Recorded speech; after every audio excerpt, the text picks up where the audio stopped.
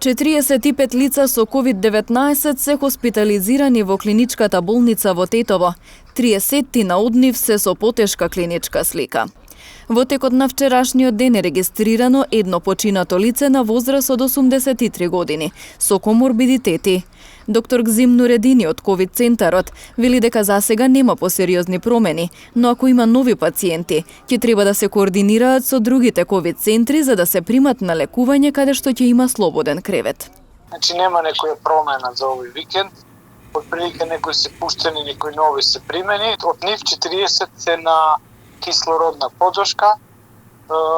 Фактички тие што се на кислородна поддршка не се сите во тешка состојба, но околу на 30 се потешко така, а 5 не се на кислородна поддршка и за нив од време на време е потребна.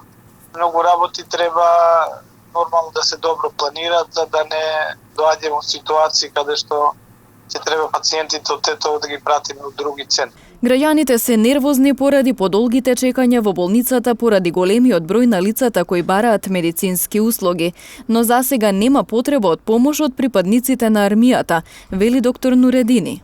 Нормално дека има нервози, нормално чекат пациенти, некои се нестрпливи, нормално дека сакат побрзо да завршат работа, али моментот немало некој потреба од нивна интервенција, така да се снаоѓаме без нивна интервенција, иначе тие ни се на располагање, и војска и полиција.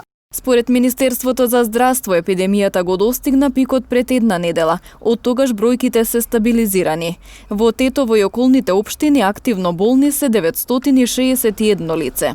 Во текот на минатата недела, за среќа бројот на оздравени беше поголем од новите случаи. Регистрирани се 319 лица кои се изборија со болеста, но дополнително 285 биле позитивни на тестот за ковид. За жал, за 7 дена битката ја изгубиле 11 пациенти.